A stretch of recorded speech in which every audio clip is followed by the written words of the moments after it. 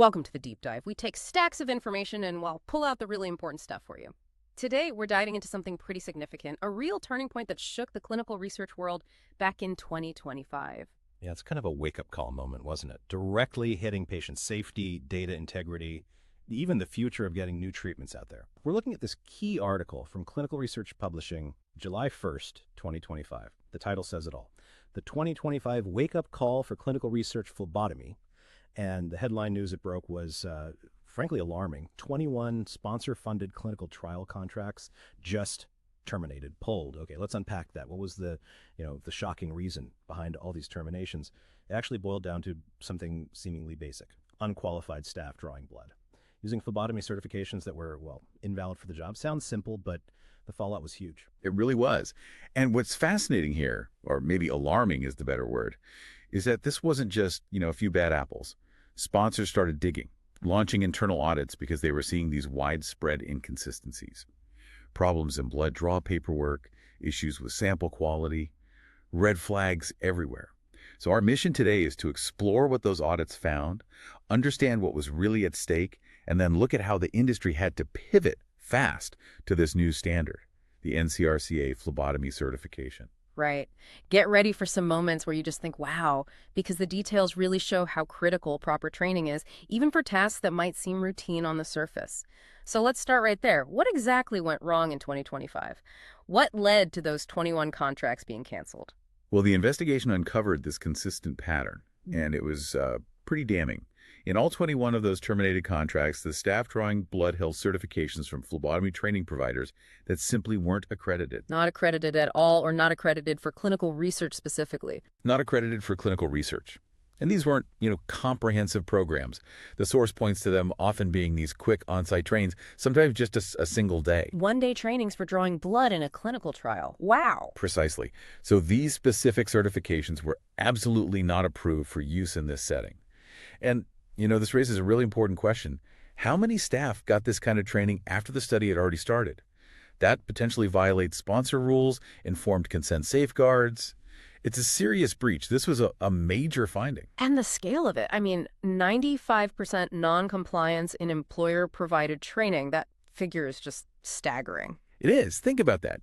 95% of the time, if the training was done in-house by the research employer, it wasn't up to snuff. These trainings critically lacked the clinical research-specific stuff. Things like strict chain of custody rules, how to maintain sample integrity perfectly, proper adverse event reporting for trials. The certificates they handed out just weren't nationally recognized for this purpose and were essentially invalid for any trial activities. And the cost was enormous, right? Terminated contracts, obviously, but also delayed studies, data potentially thrown out, damage to sponsor reputations. A huge mess. A very expensive oversight, yes, for everyone involved. Okay, so here's where it gets really interesting. The response. How did the industry react to, stop the bleeding, so to speak? Right. So in direct response to this crisis, sponsors started mandating a very specific credential. The NCRCA phlebotomy certification. It's often called NCCRPT. NCCRPT. Okay. And this was really a game changer because it's specifically designed for doing phlebotomy in clinical trial settings. It's accredited, it's nationally recognized, and crucially, it lines up with ICH GCP standards, FDA rules, and trial protocols. And it has that extra layer of security too, doesn't it? It's tied to employers who are also NCRCA accredited. Yes, exactly. That employer verification piece is key. It adds organizational accountability. The NCCRPT program itself covers all those vital research areas we mentioned were missing before. The right blood draw techniques for research, detailed sample handling, proper documentation, chain of custody, adverse event protocols, and super importantly, human subject protections and informed consent. It's comprehensive. So why couldn't the old way work? Why couldn't a generic phlebotomy certificate, maybe from a community college or something, cut it anymore? What does this shift really mean? Well, the thing is, those generic certifications give you zero assurance of trial compliance. They just don't train on specific research protocols, period. Yeah. And that failure puts patients at risk, puts the data integrity at risk. It opens up sponsors to huge regulatory problems, potential legal action. It's just too risky. So the NCRCA certification stepped in as the robust fix. Absolutely. Yeah. NCRCA ensures that anyone holding that certification meets both national and, importantly, global standards for trial work. Plus, They're verified through a regulated employer. They have to keep their credential active, renew it annually, and they've proven they have the knowledge and are ready for the field. It's a whole quality assurance system, not just a one-off test. And it sounds like this wasn't just a suggestion, it quickly became the rule. Sponsors actually rewrote contracts. That's right. Since 2025, it's become standard practice. Clinical trial agreements now often include mandatory NCRCA certification for anyone drawing blood. And they specify employment only with NCRCA-accredited organizations.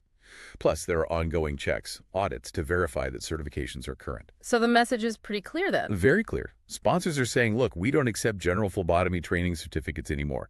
For global trial funders, really, only NCRCA's NCCRPT is considered valid now. It's the benchmark. Wow.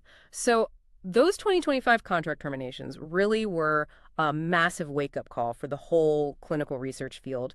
It shows that when you have improperly trained staff, even for something like drawing blood in a regulated trial, the stakes are they're too high to ignore. Exactly. Sponsors took decisive action. And NCRCA really emerged as often the only acceptable certification provider for this specific role in clinical research. And if I step back and look at the bigger picture, this is about more than just a certificate, right? It's fundamentally about trust. Trust in the data, trust in the process, and ultimately public safety. These things are just non-negotiable when you're talking about advancing medicine. Absolutely. So thinking about our listeners, what's the key takeaway? What should they be considering now? Well, if your site has staff drawing blood for trials and they aren't NCRCA certified, you could be facing significant risk. The standard has genuinely shifted. Hopefully, this deep dive has armed you with some critical insight into why this change happened and why it matters so much for the future of clinical trials. For more specifics on getting stat certified, ncrca.org is probably the place to go. Definitely. It really hammers home how even a seemingly small detail, like who draws the blood and how qualified they are, can have these massive consequences. Excellence at every single step is just crucial for discovery.